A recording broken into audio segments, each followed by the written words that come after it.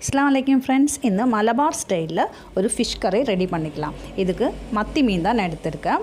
இது வச்சு சிம்பிளான ஒரு மெத்தடில் பல மெத்தடில் ஃபிஷ் கறி ரெடி பண்ணுவாங்க. இது வந்து சிம்பிளான மெத்தடில் தான் மத்தி கறி இந்த ஸ்டைலில் ரெடி பண்ணால் செம்ம டேஸ்ட்டாக இருக்கும். வாங்க இது எப்படின்னு பார்த்துக்கலாம். நான் இதுக்கு ஒரு மண்சட்டி தான் எடுத்திருக்கேன். இதிலேக்க ஒரு 5-6 சின்ன வெங்காயம் இந்த மாதிரி சின்னதாக கட் பண்ணி சேர்த்துக்கலாம். அப்புறம் இதிலேக்க 4 அள்ளி பூண்டு, அப்புறம் ஒரு சின்ன பீஸ் இஞ்சி ஒன்று தட்டி போட்டால் போதும், பேஸ்ட் ஆக்க வேண்டாம். இனி இதிலேக்கு கொஞ்சம் கறிவேப்பிலை சேர்த்து, அப்புறம் ஒரு பெரிய சைஸு தக்காளி எடுத்துருக்கேன். நல்லா பழுத்த தக்காளி சின்னதாக கட் பண்ணி சேர்த்துக்கலாம். இனி இதிலேக்கு ஒரு பச்சை மிளகு இந்த மாதிரி கீரி போட்டுக்கலாம். இனி 1/4 டீஸ்பூன் மஞ்சள் பவுட்ரு, 1 டீஸ்பூன் மிளகாய் பவுட்ரு, அப்புறம் கலருக்காக ஒரு 1/2 டீஸ்பூன் சில்லி பவுட்ரு கூட சேர்க்குறேன். அப்புறம் 1 டீஸ்பூன் தனியா பவுட்ரு. இனி தேவையான சால்ட்டு. இனி புளி, ஒரு சின்ன பீஸு புளி இந்த மாதிரி தண்ணியில் ஊற வச்சுருக்கேன். அது ஒன்று நல்லா கை வச்சு ஸ்மாஷ் பண்ணி இனி இதிலேக்கு கொஞ்சமாக தான் நான் ஊற்றுறேன். தக்காளி பெரிய சைஸ் தக்காளி போட்டதுனால கொஞ்சம் தான் ஊற்றிருக்கேன். உங்களோட புளி டேஸ்ட்டுக்கு ஏற்ற மாதிரி நீங்கள் ஊற்றிக்கலாம். இனி இது ஒன்று கை வச்சு அந்த தக்காளி வெங்காயம் எல்லாம் நல்லா தான் ஒன்று ஸ்மாஷ் பண்ணணும்.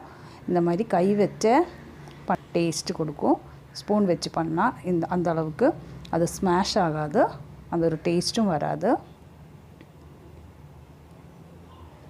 இனி இதிலேக்கு 1 டீஸ்பூன் கோகோனட் ஆயில் இதுக்கு மேலே ஒன்று ஊற்றிக்கலாம்.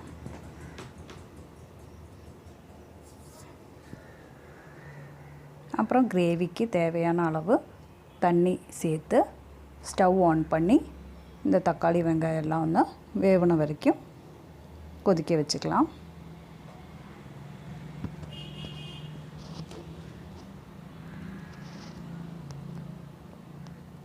இப்போ இது நல்லா கொதித்து இந்த தக்காளி வெங்காயம் எல்லாம் நல்லா வெந்திருக்கு. இனி இதிலேக்கு ஃபிஷ்ஷு சேர்த்துக்கலாம்.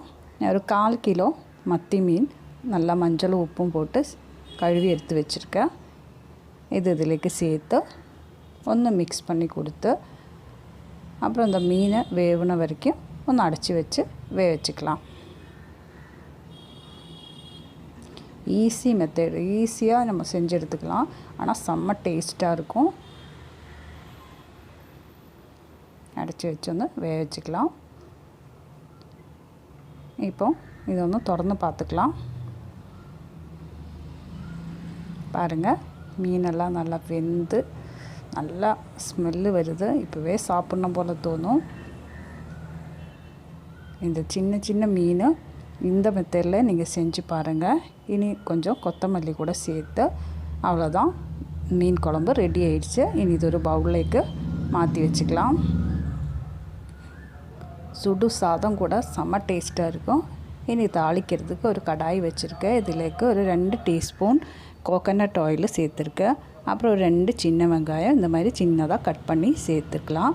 இனி ஒரு 1/4 டீஸ்பூன் வெந்தயம். இது கண்டிப்பாக நீங்கள் சேர்த்துருங்க. இதுதான் ஃபிஷ் குழம்புக்கு டேஸ்ட்டு, நல்ல ஒரு ஸ்மெல்லும் நல்ல டேஸ்ட்டும் கொடுக்கும். இனி இதிலேக்கு கொஞ்சம் கறிவேப்பிலை கூட சேர்த்து அவ்வளோதான். இனி இது ரெடியாக்கி வச்சுருக்கேன்னா மீன் குழம்புலேக்கு சேர்த்துக்கலாம். இந்த மெத்தடில் மீன் குழம்பு ஒரு வாட்டி நீங்கள் செஞ்சு பாருங்கள், கண்டிப்பாக உங்களுக்கு பிடிக்கும்.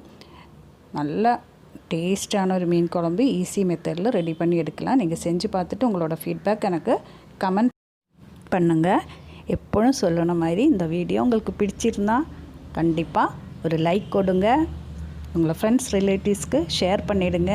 மறக்காமல் சப்ஸ்கிரைப் பண்ணிவிடுங்க. தேங்க்யூ.